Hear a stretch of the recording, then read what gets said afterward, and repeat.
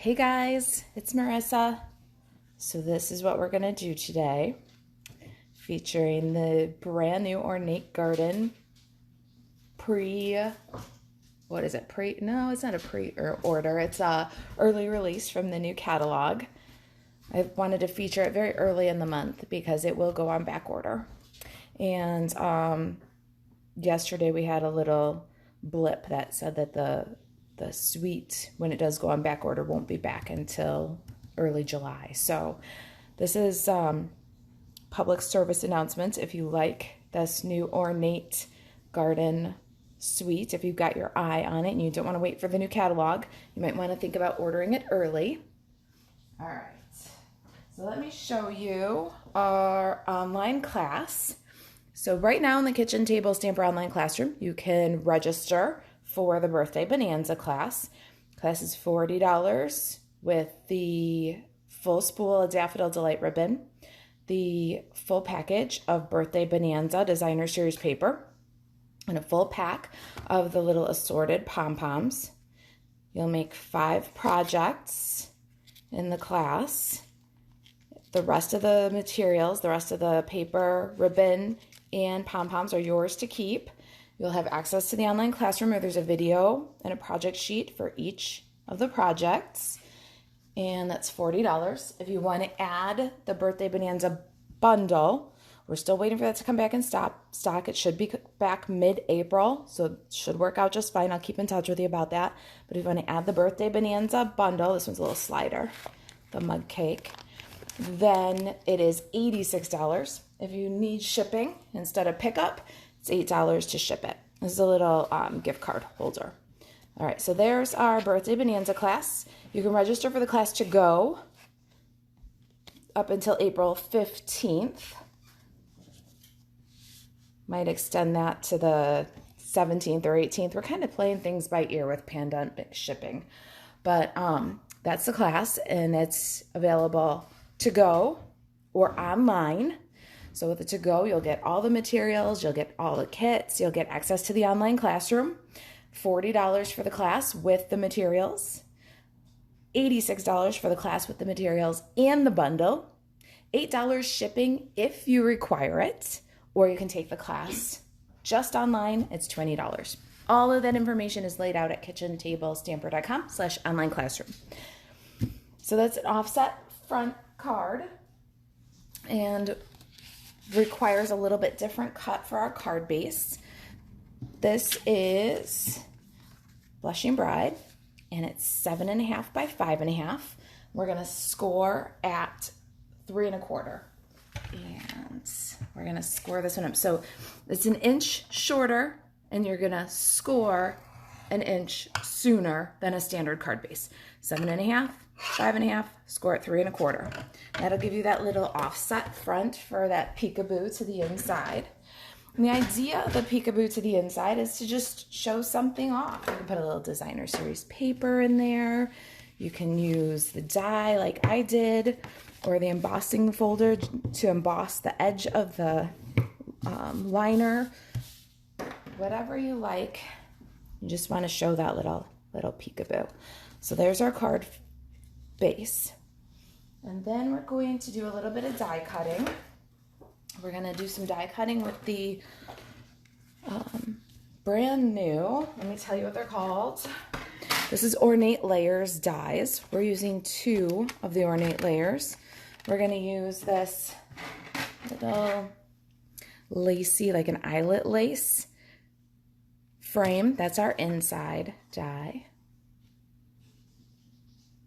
And then our outside die, the one on the cover, is this really ornate frame. All right, so let me grab my die cut machine here, and let's do this. Now these are super intricate. So I've got a couple of quick little pointers for you. If you're gonna get these dies, they're gonna be very flexible. Hey Kathy, hi Winnie-Ann. They're gonna be, you're gonna use them for a lot of things. You're not gonna use these dies to make 50 thank you cards.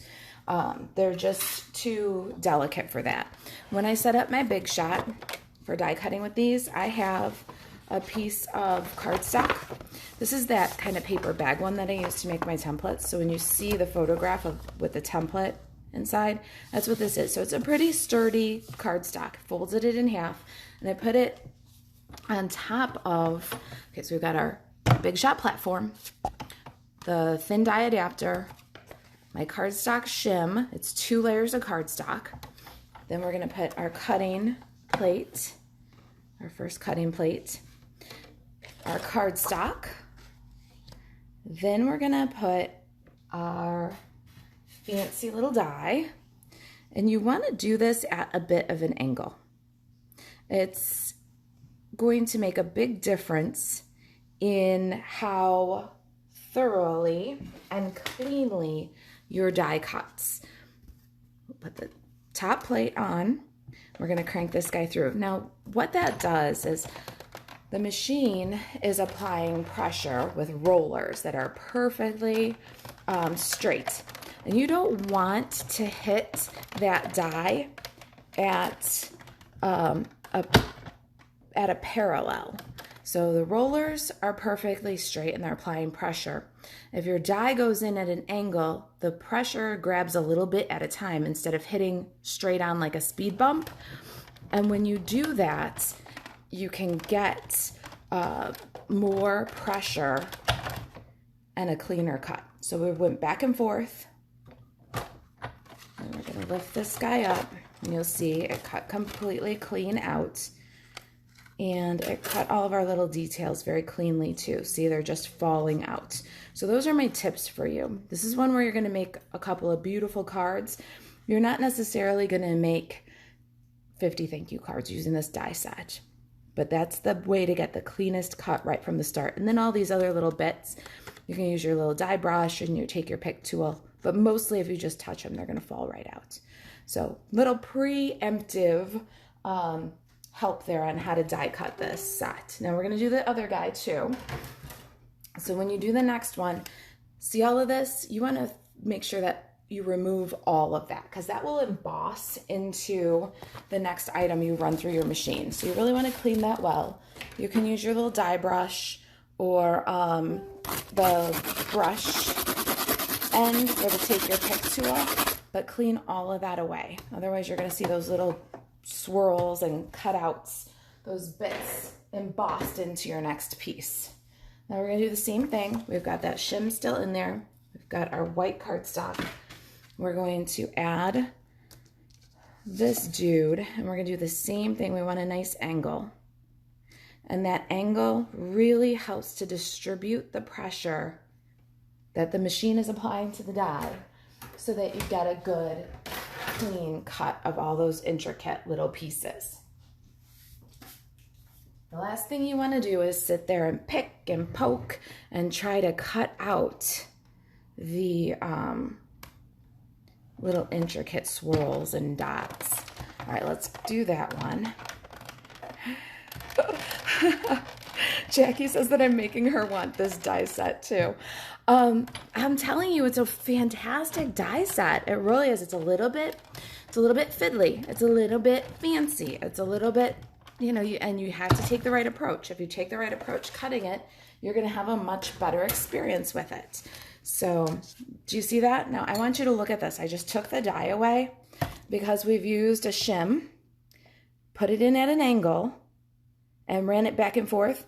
Do you see? There is almost nothing that you're going to need to have to poke out. It's all in the die.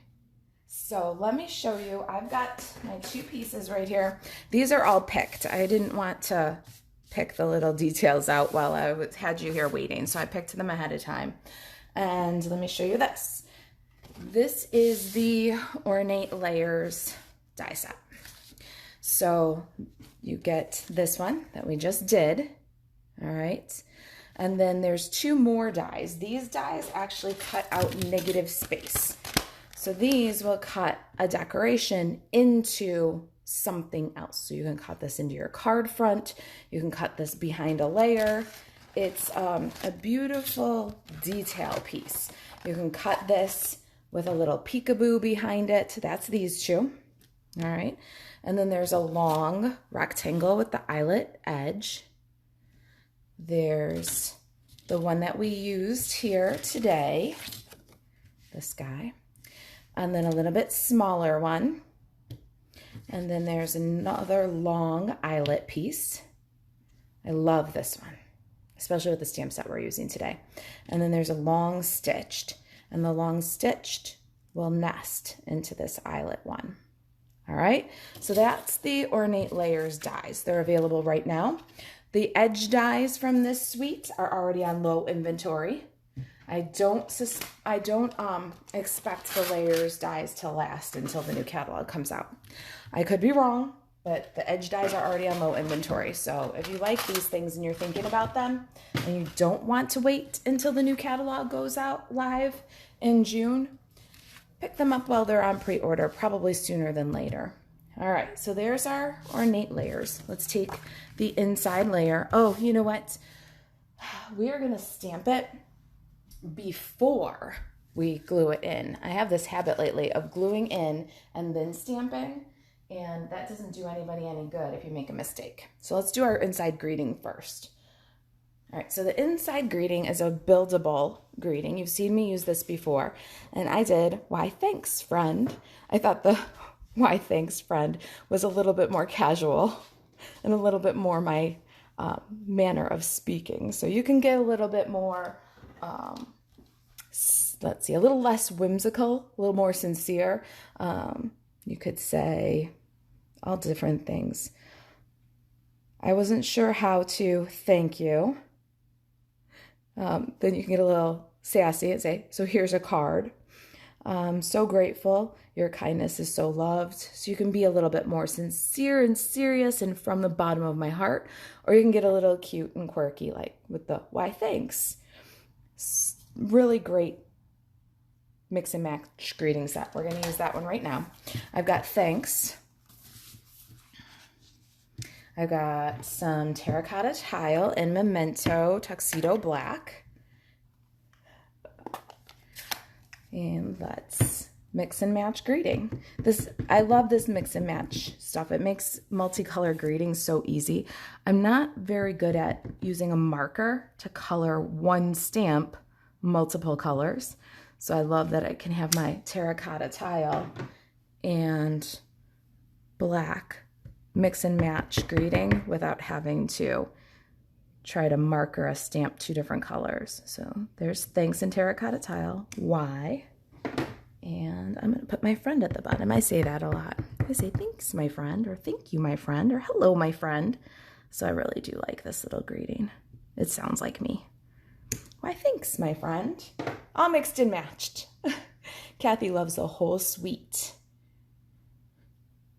I'm not sure about it. I'll be honest with you. When I saw it, I was like, ooh, that's a little more serious than I usually am, but I am having a really good time with it. If you look at my blog, there's a couple other projects that I've done with it. The cutest little basket. I love the suite with the daisy stuff from the existing catalog. It's really awesome pair with the daisies. I did a simple thank you card for the last card challenge on the Craft Social, and it was just gorgeous. I think I have one of those over on the table. Maybe I'll grab it so you can see another sample. Desi's here today. Maybe she'll grab it for me. All right, so there's why thanks, my friend.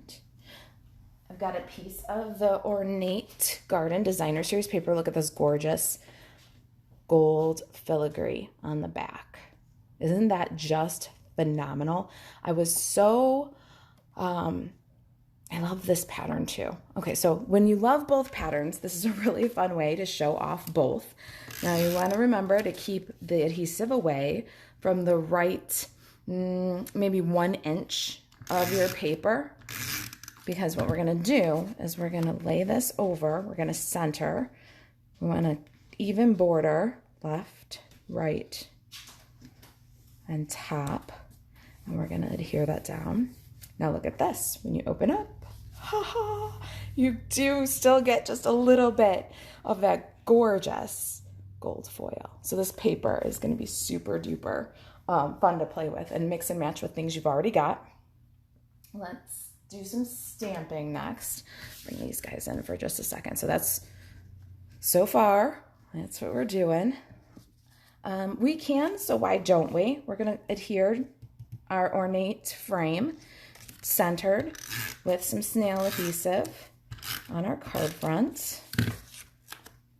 All right, slide aside. We're gonna do our scraps. So you're gonna use a full sheet of Whisper white cardstock for this. One for each of the die cuts, but then we're also gonna stamp, and I want the smoothest side. Here we go. We're gonna stamp this bouquet. Now this is bouquet from Ornate Style. It's another stamp set that's available today. You can bundle the Ornate Style with the Ornate Layers and save 10%. So those are bundle item. We're gonna ink this guy up with Memento Tuxedo Black. And now we're gonna color it in, but I did a little cooking show coloring. I hope you guys don't mind. I'm gonna show you each of the elements, but we're not gonna color the whole thing. I have one that's already colored for you. All right. Get the center of that stamp really well. And we need one full image.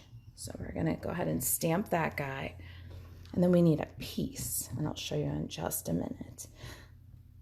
Beth says she can't wait for her sweet to arrive. Winnie says that she's glad she got the set earlier. Demonstrators always get a head start. So if you've ever thought about being a Stampin' Up! Demonstrator, you like to get things first. It's $99 to join, and you get far greater value. Free shipping on your kit, free paper pumpkin with your kit. It's always a great time to join, and demonstrators get stuff first. All right, so now I'm just inking the center of this little dude. And let me grab my flyer here. Just in case, we're gonna protect our work surface, because all we need now is the center flower here, and then a couple of the little small kind of posy flowers around it. And I'll show you why. Bring the sample in here in just a second. Okay, so we're concerned about this guy, this guy, this guy, and this guy, because what we're going to do is we're going to layer them up. We're going to color those 4 little elements, and we're going to bump them up to give some extra dimension. Are you guys catching that? There, I think the camera's got a pretty good view of it there. Hey, Julie. All right. So the leaves are Old Olive, and you only need to color the leaves on your full image. We're gonna start there. And I'm not gonna color all of the leaves, but I do wanna show you what I'm doing here. So I'm gonna take the leaves and I'm gonna do an Old Olive coat of light ink, and I'm filling in, and you can see I'm filling in little circles and really saturating the leaf. You want to really fill in a lot of wet ink here. And then what I'll do is take the dark Old Olive, and in the areas that are kind of dense in the floral, I'm going to go fill in with the Old Olive, the dark Old Olive. And then I'll come up kind of along the flower here, and then along the left edge. I'll just scribble in a little shadow. Then I'll bring these two together with the light and a little circle stroke. So there's my leaves, and I'll do that for all the leaves the same way. Okay. Then my small flowers. You don't really, if you can remember which ones, which now that I'm on my 3rd or 4th one, I can remember. These 3, this one that's kind of front and center is going to get bumped. This one that's over the top of this is going to get bumped. So all I do is add a little bit of color so that if you can see underneath the edge of the dimensional, it's not stark white. But there's no need to shade those areas. So I'm just coloring it with a little bit of light 30 Flamingo. All the rest of those flowers, I'll do like this. I'll scribble almost to the center. We're leaving the center kind of white with the light Flirty Flamingo. I'll add just a little dark Flirty Flamingo on the bottom edge. And then I'll scribble together with the light Flirty Flamingo. Maybe go back and add a little more on the edges. And I've got my color lifter. I'm going to scribble the center to kind of lighten the center. And then dark Daffodil Delight on all the flower centers. That's how I did the little posies. I'll do them all the same way. Now this flower here is going to get bumped up. So all I did with that one was take the brush end of my pen, and we're just gonna color some light Calypso Coral so that when the fully colored one, the one that's shaded and everything else is bumped over it, if somebody is looking at the edge of the card, they don't see white underneath, they'll see colored in. So this guy right here is just colored with a little Calypso Coral to keep everything clean, but we're gonna do our real coloring on these two. So we're gonna color these two the same. Got the second one and it's already colored. So that's this guy here. I've colored that one, colored this one, and this one. All right, so how are we gonna do that? We're gonna do Calypso Coral. And I'm still using my brush point here, which is very rare for me because I have a very heavy hand and I don't have really good control over the brush, but we've got a big area here. And one of the keys to getting good results and good effects with Stampin' Blends is to keep your ink really wet. So if you fill in this big area more quickly, you can then get in and blend more easily. Wet ink makes the Stampin' Blends work for you. You don't have to be an artist with Stampin' Blends. You just have to make sure that you keep your ink wet. So what I'm doing now is I'm going in kind of on the clefts where the first row of petals overlaps the second row, and then up. Usually I go the right side of the petals.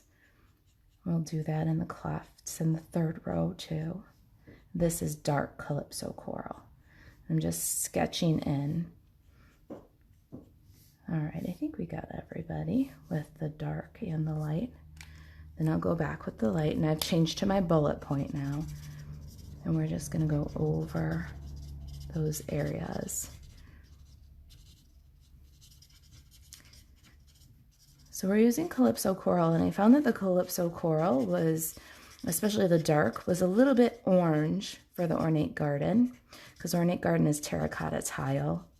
So what I did was I grabbed my light Cajun Craze and then just drew those little shadowy places with the Cajun Craze, because it's a little bit more gray than the Calypso Coral, and that really brought it to a better match with the Designer Series paper. You can see there are areas where at the tips of the petals where they don't even get colored at all. The highlights are okay. You don't want to blend everything to a nice shade of medium. You're looking to keep those shadows and highlights. And then anywhere that might need a little bit of lightening, we'll go back with our light Calypso Coral again and just bring things together. That's how you're going to color this one and this one. All right, I think I've colored everything except for the daisies. Let's do those really quick. For my daisies, I have So Saffron and Dark Daffodil Delight. I'm going to take the light So Saffron and scribble in the centers, and then kind of radiating away from the center, and then up most of the petals, kind of on the right side in that first layer, and then in the second layer, kind of from that where the cleft is between petals on the second layer that stands out. Then I'll take my color lifter and just scribble around that radiated edge and then down each of those, because we want to give the idea of a white daisy. But if we just leave it uncolored, it doesn't look like a white daisy. It looks uncolored. So the So Saffron gives us a nice creamy shadow effect. Then we can take the dark So Saffron and get the shadow side of the center. And then we're going to take the dark Daffodil Delight and get the shadow side of the center. So that's it for the daisies. All right, so there's coloring. Once you've got it all colored, you're going to cut it out. So cut that guy out. And you're going to cut out just the pieces that you want highlighted also. So we're going to do a little bit of fussy cutting, but not a lot. So the first thing you're going to do when you fussy cut is you want to trim in and cut away the excess. Then you want to support the scissor with your index finger. So either your middle finger or ring finger go in the bottom loop. You're going to cut in and on the line, and you'll see even with the smallest, fussiest cuts, you don't hack around the flower. You turn the flower into the blade of the scissors. So that should help those of you who don't like fussy cutting. It should help your get better results, maybe have a little bit better time with it. I couldn't help it when I saw this ornate floral, ornate style stamp set. I knew that I was going to have to do a little bit of fussy cutting because the bouquet just begs for it. The dimension and the detail. I don't know, it just highlights the whole thing. Sometimes you just need to do an over-the-top card. Maybe not 50, except for Julie. All right, so we're going to cut out this other little thing here. And what I want to show you with this one is these three pieces could all be cut out as one. So we're just going to get in there. And I've actually got Desi. She's my adult daughter. I don't know if you guys, if you're local, you know Desi. If you've seen me at the craft fairs or come to anything at Kitchen Table Stamper, you know Desi. She's here. So I'm going to pass this off to her and I'm going to let her cut it out while we work on the next step. But I did want to show you which pieces get cut out of your second one and that you can do your second layer all in one piece here. And so I'll just go in, get out little bits. There's no prize for cutting it out all in one piece. Cut away your excess. That'll help you in your fussy cutting too. And you're cutting right on the line as best you can. All right, so we've cut out some of our pieces here. The next thing I want to show you is I've got my Stampin' Right marker. This is basic black. We're going to take the brush tip. And here's another tip for fussy cutters. If you're like, oh, I just can't get a nice enough edge. Look at this. This is how we're going to finish this edge. Just take the side of your brush marker and you're going to go down along all of your cuts. And this is going to make your flowers pop off of the white background. This is going to take care of any little ragged edge you might have. This is really going to make your finished flower pop. So if you don't already do this when you fussy cut, grab yourself some Stampin' Right markers, and anytime you fussy cut, whatever color you stamp in, just run that color marker right around the edge. All right, so let's bring this back in. Thank you. Desi just cut our other piece for us while we were chit-chatting. I'm going to run the marker around the edge really quick. Let's see here. We want to do these pieces too. Run the marker around your top layer pieces too.